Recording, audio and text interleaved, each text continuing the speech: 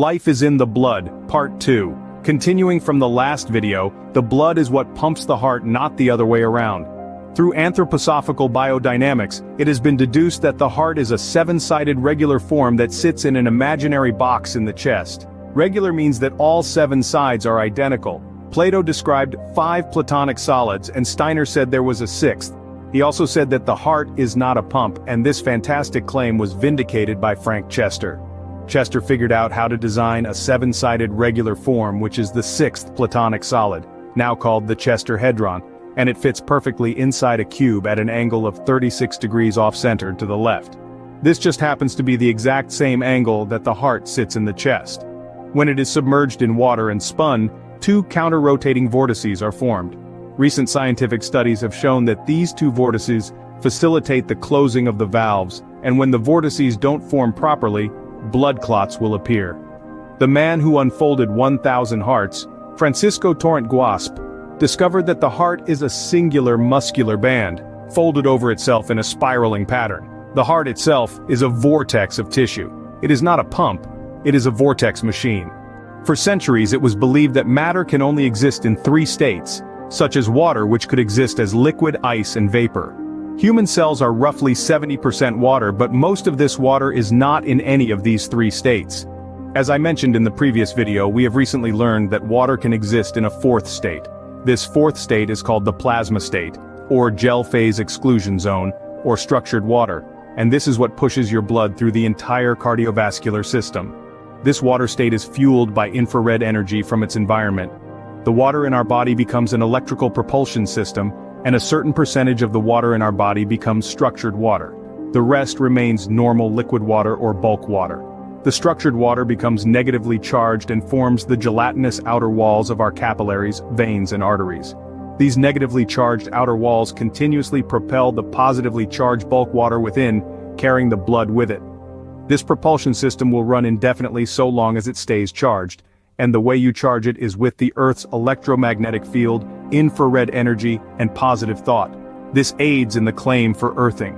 Earthing is being directly connected to the Earth, such as walking barefoot on the ground, thus being directly connected to the Schumann resonance, which pulsates at a rate of 7.83 Hz.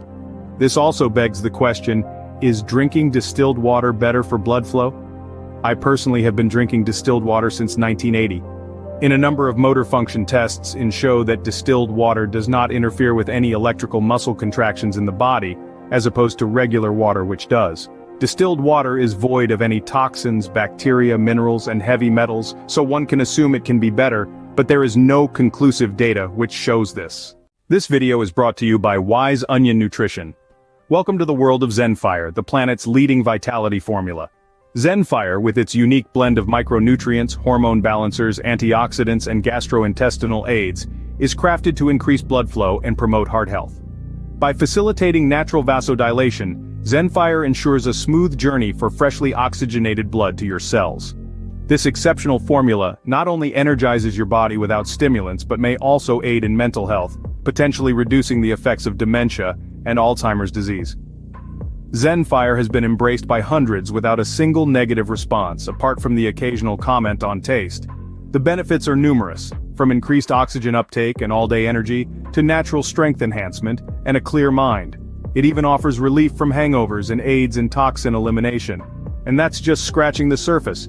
Whether you're looking for a pre-workout boost or seeking long-term health benefits, Zenfire is your answer. Ready to experience the Zenfire revolution? Head to wiseonionnutrition.com and order today. Unleash your vitality with Zenfire.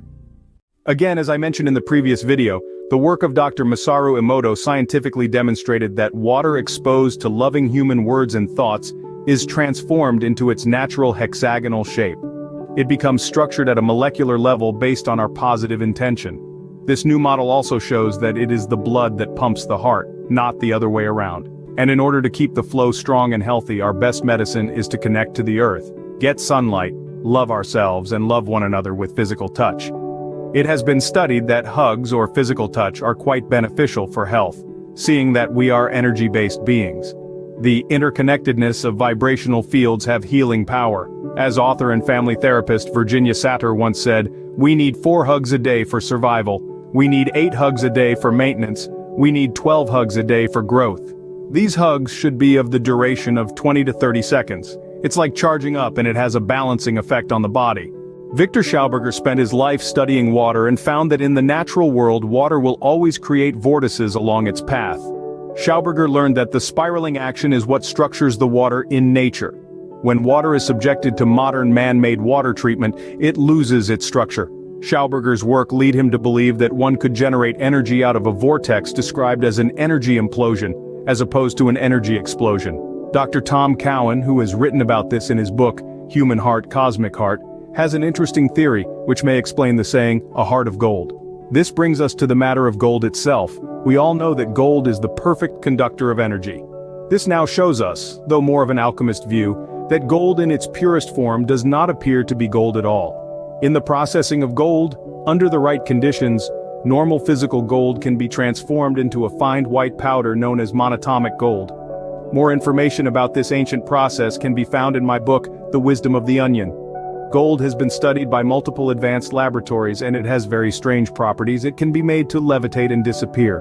Monatomic gold is superconductive and many would argue that this is what the alchemists were after, and they would be correct.